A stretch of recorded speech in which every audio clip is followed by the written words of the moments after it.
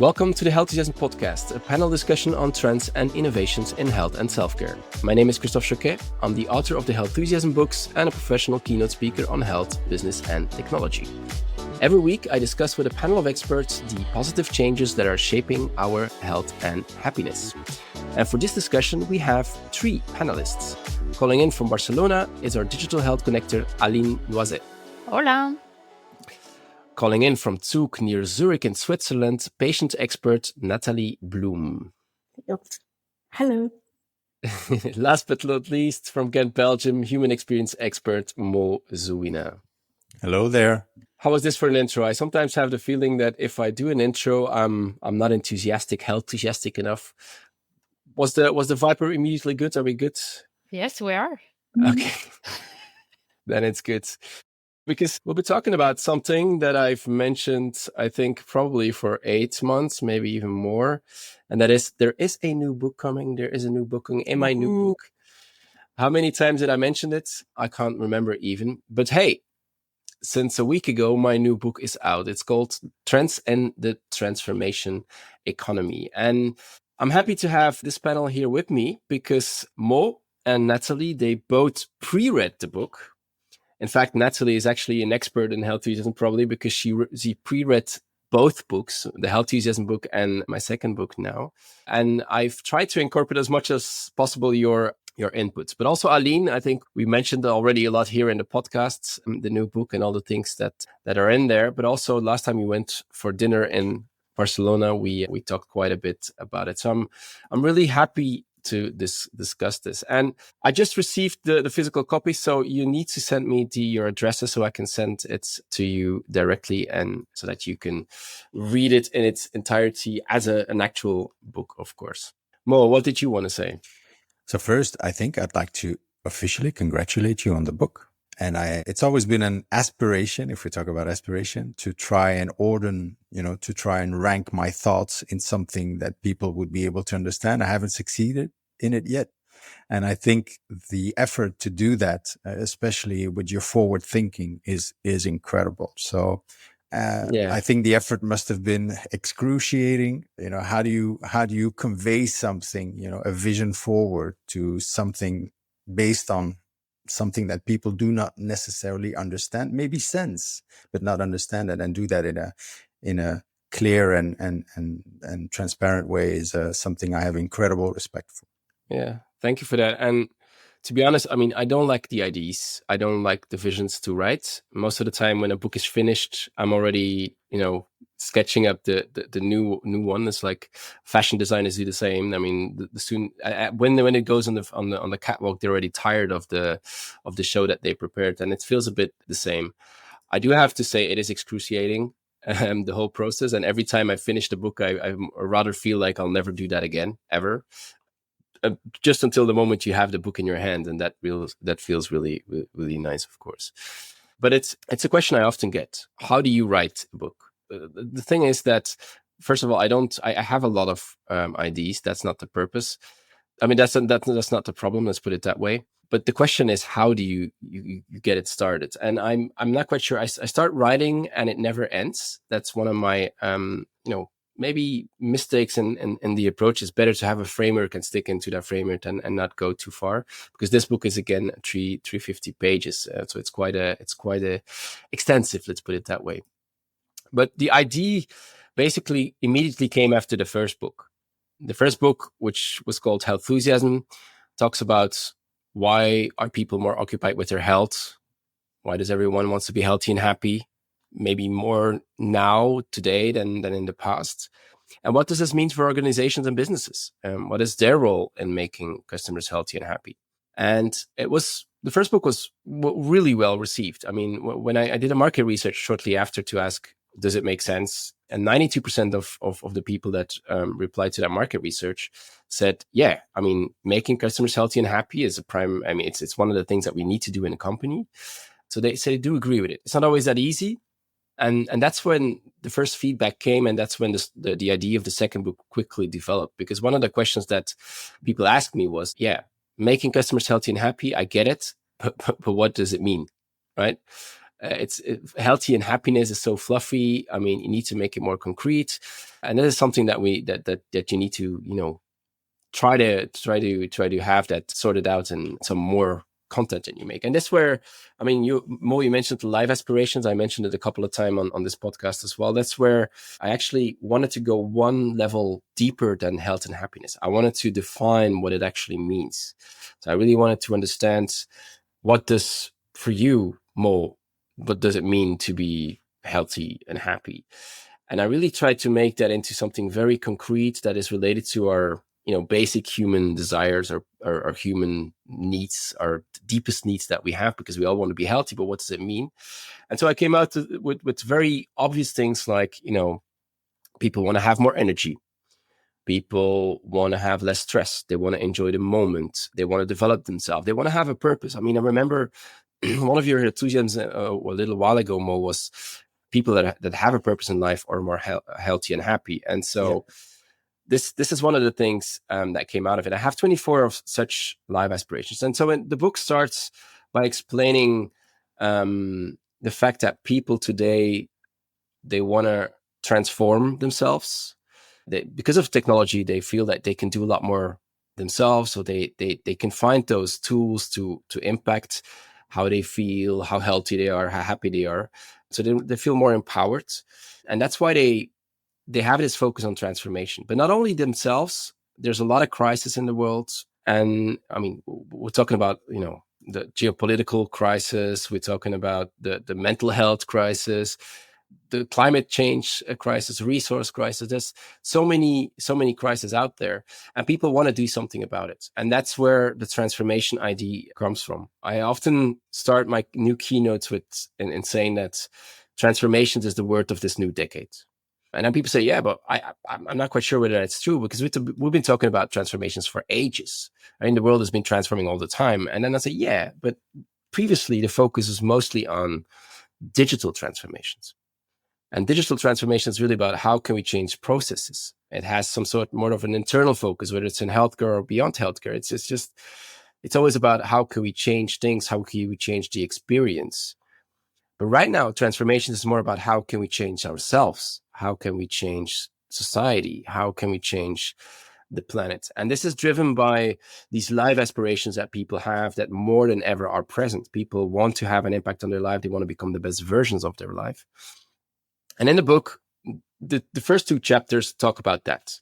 Why are we focused on transformations, and what are these drivers, these life aspirations underneath it? And then chapter 3, 4, and 5, they speak about transformational healthcare. What does this mean for healthcare? And what does this mean for business? That's chapter 4. And what does this mean for technologies? We talk a lot about technologies here and the potential impact they might have, but there's also, a flip side to technologies. And we saw this with social media. It's supposed to, increase your connections with people, but actually we never felt more lonely. So there's always a flip side to many of these things. And so we're looking into transforming our lives, society, and the planet in healthcare and business with technology. And that is what the book basically is about. And I think for this podcast, it might be interesting to quickly touch upon, transformational healthcare. But before I do so, maybe just open up the floor if there's any thoughts or questions or remarks that you have from your side on this regards. Yeah, I have. Unfortunately, this is a podcast and you can't see the paper I've written on because it's a mess, because there's so many things that are triggered by what you're saying. But basically what I see is I acknowledge the fact that people are aspiring to live a healthy and happier life. And that secondly, there is value for brands and organizations to tap into that. So on the one hand, you have the consumers who aspire to something, and you have the brands and the business who aspire to serve them on that thing.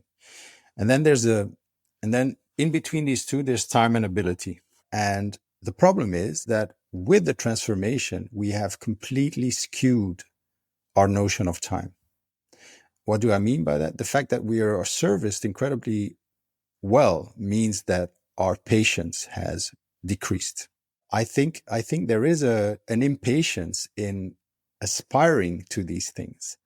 And that impatience, as we see it right now, you just talked, it was 324 milliseconds until OpenAI ChatGPT 4.0 responded.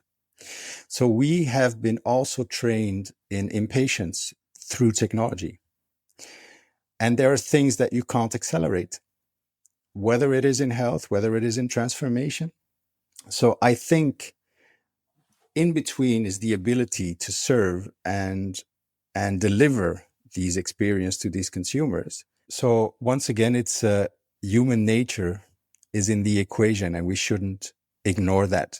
Human nature, human behavior, and that is not and human reflexes, and that is not a constant. I think technology has served us into reshaping behaviors. So the aspiration is right, the value is right for brands and businesses, but there's also a dynamic given that our aspirations are there, but our expectations change. Yeah. Right. Expectations is what the first book was about. Aspirations is what this book is about again. And what you're saying is true in the sense that very often when we talk about aspirations, we think about improving. Like aspirations is per definition, it needs to be better and it needs to improve. But one of the insights in the book, when I was doing the research on aspirations, was that actually it is becoming aspiring to be less aspiring. It's okay to be not okay. And that is something that it's not just about improving. It's also about preventing. It's about accepting. It's about enjoying. And those are the four different buckets when it comes to aspirations that I have in there. I call it aspiration moderation. There's because what we've seen in the past is that I think it was in 2018 or 19, people felt less happy because they were over aspirational. So they exercised too much. They were too much focused on eating healthy, whatever you might have. They wanted to change the world way too much. And because of that, they felt, less happy than ever. So the thing is that ever since we've seen this, actually ever since COVID, that was basically the shift there where we became aspirational in a different way, where it's okay to be not okay, let's say. And sometimes the best version of yourself is to be, the version you are. It doesn't need to be even better. So I agree with that. And the impatience and the expectations is definitely in part of that. And that was mentioned in the first book. Expectations was really a big focus of the first book. Natalie, you read both books, right? Any thoughts from your side when you read it? You had a lot of insights already from your job as an insights manager. So does it resonate with you? Did you had anything that you liked, disliked, questions that you had, or? Yeah, no, I agree with a lot of what Mo mentioned, and firstly, congratulations. I mean, it's a great amount of, fantastic work done, Trace. So, and I really like it because it's positive. It's very accessible. It's very inclusive. I think anyone who reads the book can relate to it to some degree. And I guess the thought that I had was transformation is not immediately obvious. It's quite abstract. And you only understand transformation when you look back in time to understand, how you've transformed, what were the turning points. And, you need, as, Mo alluded to that, like you need ability as well. You need the ability to reflect, so for me, the transformation, we all go through that and it's not immediately obvious what happened. It's not an event. It's not overnight for sure. It's a series of things. And then suddenly you realize you're kind of different. You have a new you. So I think that's interesting in itself. It's not easy to perceive that, and we should help people understand how do you do that better.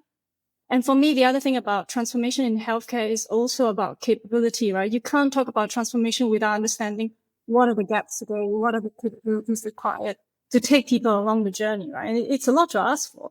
Yeah, so, I feel you. And indeed, the ability is something that we all sort of struggle with. I think it's fair to say that in some way, everybody's aspirational, and just in the same way that everybody wants to be healthy and happy. It's another thing to achieve aspirations or to pursue them decently. What I think, and I do agree with the fact that transformation, it's an overly used word, maybe even, and it's very vague in many ways. But what I try to describe with it is that somehow, as a person, more than in the past, maybe we're looking to evolve. We're looking to grow as a person. I think the word growing has been maybe overused in the past or in recent years, but it's definitely a focus in our society. And this is what I refer to with the transformation economy, and with the way that people are looking for these transformations. And indeed, it might not immediately click in your head if you say, I want to feel transformed, but you definitely want to grow, and you definitely are aspirational. And that ability, I mean, we have some tools at our availability. We don't really always know them, find them easily. And that's why we are looking for help. And this is one of the roles that businesses, technologies, or healthcare in general could help us with, because there is this intrinsic desire to grow, to evolve, to transform yourself, or to have an impact on your environment, or to do something about the planet and the climate change. There is this definite aspiration. Aline, you want to jump in here, or do I continue first talking about what it means for healthcare? What are your thoughts? Well, I can share with you like what I've been thinking about, like when I read the newsletter that you wrote about summarizing the first part of the books. I started thinking where we are and where we're going, and like the transformation in the middle of that. So something that I really like and that I really believe in is the customers, the patients are at the center now. They're more empowered. And it's true that today we have more tools to take care of our health. No, that's also what we call like digital front door. And I think some companies have understand that very well. So transformation, yes, but transformation in a way that's seamless and doesn't feel like a transformation. Make it easy for us. So when you we are used to doing things in a certain way, and to bring those services inside that routine that we have, so it doesn't really disrupt us. Transformation is here, but like easier. So if we think about Amazon Pharmacy, we've talked about it in the past, no? Like now it's included into Prime, so you just use your Prime services and you can access those services. And then you have some services online, like in the US, the women who want to order their pill, they can just go on a website like 28, and they just write in a chat what they want. Someone will review those information and they will send you the pill directly at home. So very like seamless experience. Like you're in control. You can do what you want. Then we've got solutions like Day in the UK, where you can order a kit online to do like cervix screening for women. So again, you decide. Or companies like Aileen in Spain, where you can order some blood tests. Like if I want to check my cholesterol level, or my my hormone levels, or if I've got AIDS, for instance, like I can do that. I decide, I order online.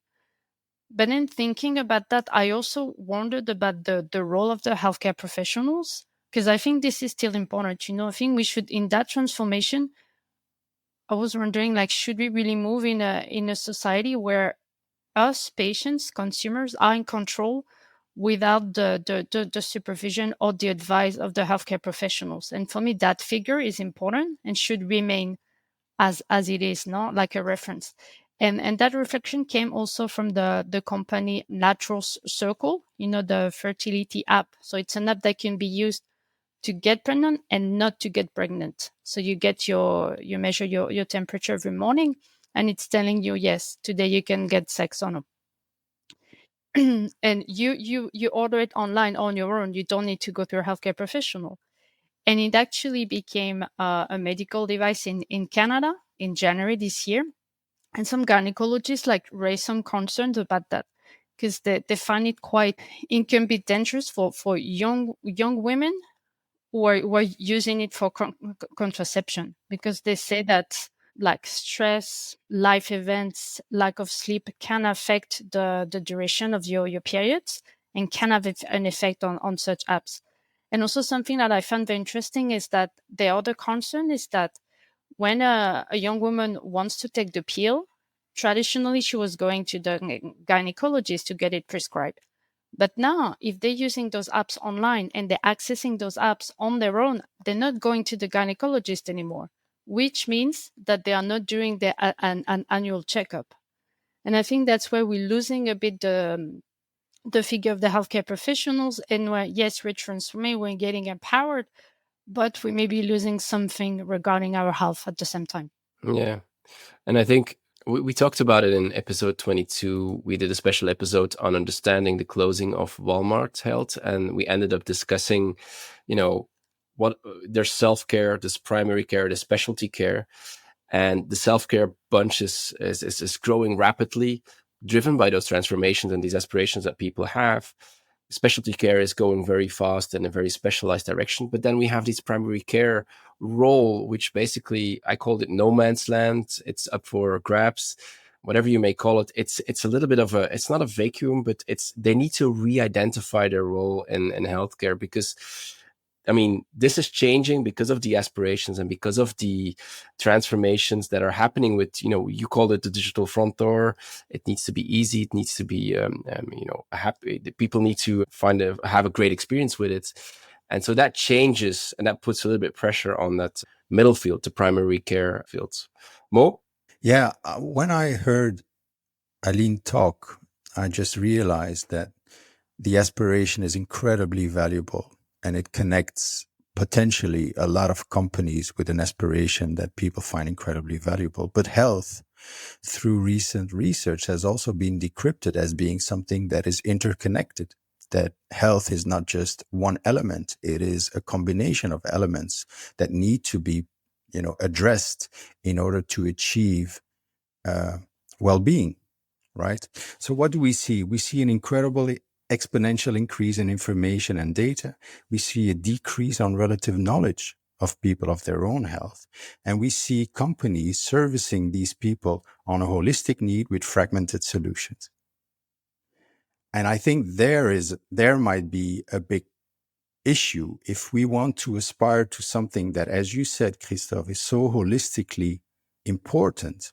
We need to understand the fact that it depends from connecting the dots. And that's what Aline was saying, is if you offer people fragmented solutions, they will, I think, maybe at some point get tired of trying. Well, I sort of disagree there. Yeah, because a lot of companies try to address a segment or a fragment or a thing like that. And I think there's an incredible value in, if you have that app, does it connect with something you're already using? Is it giving a background context on how that is important? I see it systematically with my partner being a holistic physician, that people try to add the fragmented solution in order to achieve to something that is holistic. Yeah. I'm listening. No, what I'm trying to say is that I think we're trying to say the same thing, but we do see things as slightly different. I don't think we see more fragmented solutions. I actually think that the fragmented solutions, they don't survive. There might be some, tryouts left and right, but what we see more and more is actually a more holistic approach of health. And I think the examples that Aline was giving came from the women's health industry. And I have to look deeper into each of these examples perhaps, but typically speaking, if you look at the women's health sector, the femtech industry, they look at it way more from a holistic point of view than any other business.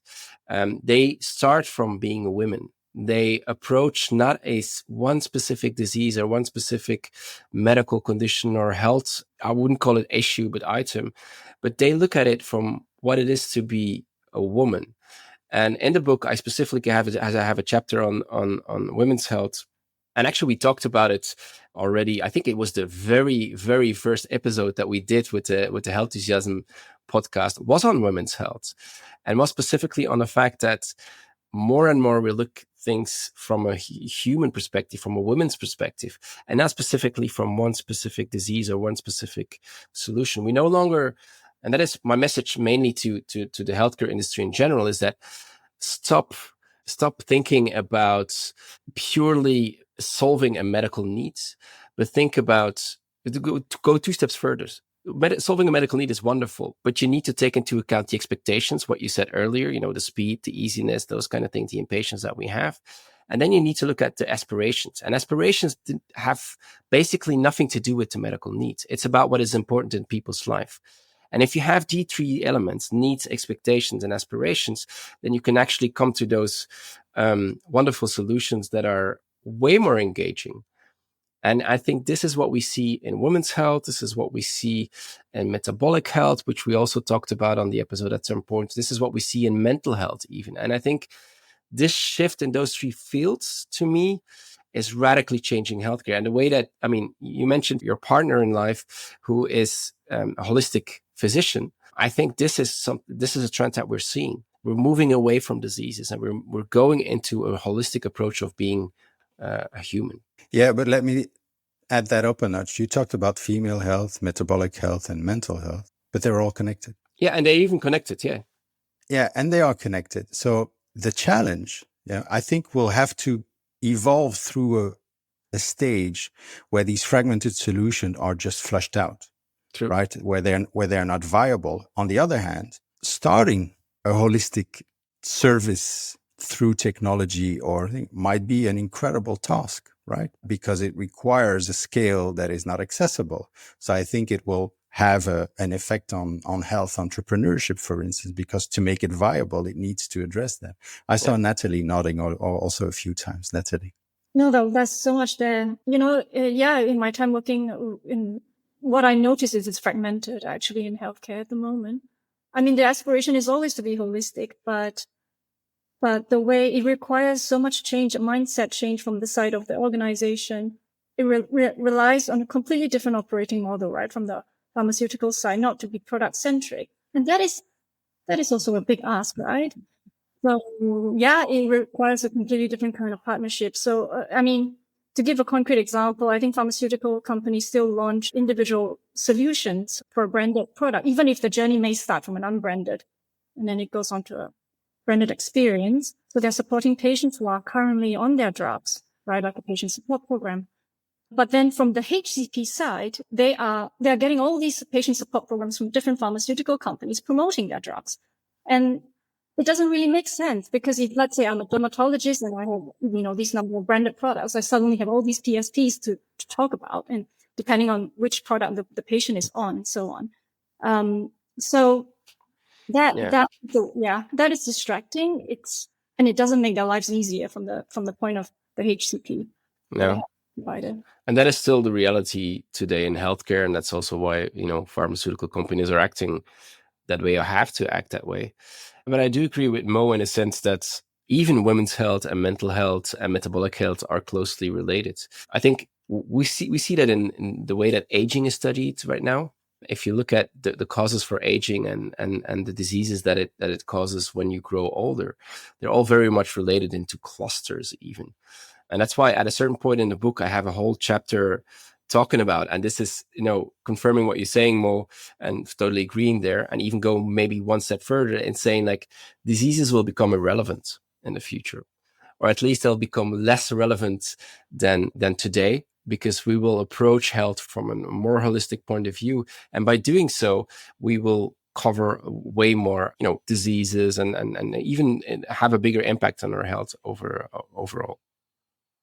But I think to acquire that, to get to that point, you also need to change the healthcare system. Like I was thinking about Spain and how things are right now. Like you have 6 minutes to see your healthcare professional in the public system. The private system, it's not much better. Like healthcare professionals, I paid like 5-7 euros per patient. It's not motivating for them. So that approach that would be ideal of like holistic, like talking to the patient, understanding what's wrong, it's not happening right now. So we need transformation of the system to arrive to that holistic position and maybe do what your partner is doing more. Christophe, you as the expert, what would be the first step into generating a new type of value, a new type of revenue model? Because what Natalie said is true. The system is not going to change if the revenue model is not going to change. So where can companies that aspire to do that unlock value that in the end might be landing on a new revenue model? So it's a $1 million question you're asking here on a free podcast. Where would they start? I don't have to say what do they have to do, but where would they have to start? So where do you have to start to change the model? I think I had a bit of an answer ready, and then I made a joke, and then I lost it somewhere. So let's just put it that way. No, I believe right now the first question is, whose revenue model are you talking about? Is it the hospital? Is it the physician? Is it the pharma company? Or is it the government? Because there's different dynamics here. And I think one of the reasons why change in the whole healthcare spectrum is difficult is because the ones that pay are not the ones that benefit, right? We have this third payer system, which actually makes or causes troubles for us. It makes sure that the innovation does not go where it needs to be. And I think that is one of the difficulties. So if I look at, and again, I come to that healthcare spectrum story where there's self-care, primary care, and specialty care. I think specialty care, they need to adopt AI and continue to go deeper into the specialty modus. Self-care will be driven by businesses, will be driven by direct revenue model where people are willing to pay for it. Also because the thresholds will be lower and because the solutions are more accessible. But the self-care space is today already 4 times as big as the pharmaceutical space. So this is and I expect it to grow way faster as well. So I'm not too worried about the self-care space, and I think it will become more relevant, more important. It will be more difficult for people to understand where they need to go, but maybe personal assistance and conversational AI and those kind of things might somewhat help in the future. But it will be a very wild west type of fast acting, big revenue type of business. But I do expect that the revenue model there is okay. To me, the biggest hurdle and the biggest difficulty is the bridge between two again. It's the primary care setting, where it's hard to see a physician for longer than 6 minutes, where you're still dependent on availability, where you are dependent on reimbursement, where, I mean, Keith referred to it in one of the previous podcasts. I mean, for some diseases, we don't diagnose because the healthcare system would be overwhelmed because of the false positives potentially. So I think, to me, the revenue model is good in the specialized sites. The revenue model is good in the self-care setting, although there's quite some challenges there as well. I really think the thing in between, I'm not quite sure about.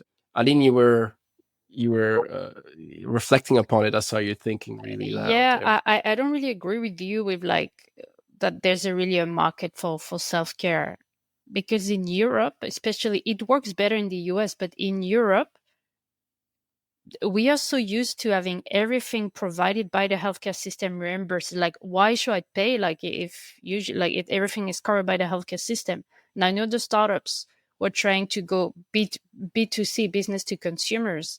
In Europe, they are really struggling. So I think some verticals, maybe women's health in certain countries, are working, but it's really tough. And I don't think that's the way to. It's an interesting debate, I think, because what I see in that regard, and I do agree, willingness to pay in Europe because of the reimbursement system is different. And definitely the closer it comes to healthcare, the less they are willing to pay. What I do see of when startups go from a reimbursement strategy to a B2C strategy is they didn't figure it out to do it yet. Because most of the time, those semi-healthcare solutions or those self-care solutions that comes close to healthcare, they are used to, going to a very niche audience, physicians, those kind of things, to promote one or the other solution. Now, if you go B2C, it requires different level of budgets. And if you're in a venture fund that is focused on healthcare, also they don't know what the levels of investment and marketing is. I mean, this is repetitive, big budget marketing, and you're sure to be growing, revenues, but definitely not profits in the first 3 to 6 years, maybe. And I think this is something when I look at, the healthcare, self-care/healthcare companies, startups in that space, they don't have any experience in B2C, and they underestimate the level of investment, they underestimate the level of selling, we don't sell in healthcare. We don't need to sell. It's indirect selling. But selling in consumer space this is hard selling. This is like selling advertisements. And I see a lot of companies that don't have that experience. So I do agree, but I also see that the reason why some of the startups are struggling is just because they don't have the expertise yet. That's a very good point. I've experience in that as being a part of Relief Clinic, where we try to service people outside of the healthcare system for a primary condition, which is pain or musculoskeletal pain. And on top of that, there's an interesting trilogy to that, because with my background in advertising and human behavior, we have three elements there. We have the clinician. We have me that thinks about human behavior and communication. And then there's Fred, who knows that. And it's true that physicians do not have the skills to engage in that kind of commercial setting where they have to sell to consumers, because they think that their clinical expertise is enough to do that and to connect with that. And then the willingness to pay is also something. And the higher the discomfort is, the more they're willing to pay. You're absolutely right. Engaging with consumers or patients outside of the healthcare system requires a totally new approach. And it's a long and strenuous effort, but the output is really interesting, because especially what we do in pain, and we see the reactions, and then you get word of mouth, and that kind of works really well. But the experience is really, really tough. I fully agree. And I think it's because we were talking about how will this evolve, and how big is self-care, and where will the revenue change. I think this is all part of it. This is where the revenue model will change. And I think there is an external force that we maybe underestimate a little bit in healthcare, and that is the decentralization of healthcare. When we talk about decentralization of healthcare, we think about, discharging patients earlier from the hospital. We talk about telehealth. But I think, the decentralization of health in general has to do with, clinics like the one that you're running, or all these self-care solutions that are out there. I think it's really about how people can take things in their own hands. And I mean, I think I love this one example incredibly, which is you might have heard of it, the artificial pancreas that was created. Oh yeah, it's an amazing story. I mentioned it in the book as well, but it's about, there was a need in the diabetic community, diabetic type 1, to automatically, I might miss some of the details here, but to automatically be able to measure your glucose or your insulin, and then automatically, inject yourself. There was no such solution on the market. So it's basically an artificial pancreas. And there was no such solution on the market. And the diabetic community, the type 1 diabetic community, was pushing, or lobbying, if you will, towards all these medtech companies to actually put it on the market. And they say, yeah, but it's difficult, it takes time, blah, blah, blah. And so they did it themselves. They just hacked a couple of devices together, created a GitHub where all people could see the different software and the code, even in the software themselves, could adapt it to themselves, whatsoever. And it created a community. Again, Natalie, what you mentioned as well in previous podcasts, is that the community of patients will have a lot of enthusiasm, healthusiasm, to have a massive impact. And this is the type of decentralization that we might see, even when it comes to, this is almost primary care or even specialty care we're talking, and it is being decentralized. Patients are transforming the way that it is done. Basically, we're back to transformations, because they want to have that specific. Great. Look, I'll make sure that I'll send you the version of the book. I will send you some of the shirts as you was asking, Aline. I would like to thank all of you, because again, here, we discussed things that were not in the book. Many of the things that are in the book, we discussed in the past. I mentioned women's health in episode 1, mental health in episode 10, metabolic health in episode 2, and many, many other stuff that were discussed here on the Healthusiasm podcast. So all of you, Mo, Aline, Natalie, a big part of the writing of the book as well, but also Aditi, Krupa, Keith, and even all of our guests in the past, you were a big contributor to this new book, Trends in the Transformation Economy, which if you want to know more about, you can go to healthusiasm.com, where you can easily find a link to the book. Anything you want to add to that? Or if not, I'll just wrap up the podcast for this week. Well done, Christophe. Well, thank you again, all of you, for this contribution. And thank you for your Healthusiasms. And you, for the listener, thank you for listening. If you like the show, don't forget to hit the subscribe button on your favorite podcast platform. You can also visit healthusiasm.com to discover the other episodes, subscribe to the newsletter, and learn more about our panelists. For now, I'd like to thank our panelists for their Healthusiasm. Thank you, Aline Noiset, Mozowina, and Nathalie Bloomfield. We are the Healthusiasm panel, and we'd love to see you again next week for some more Healthusiasm. Ciao.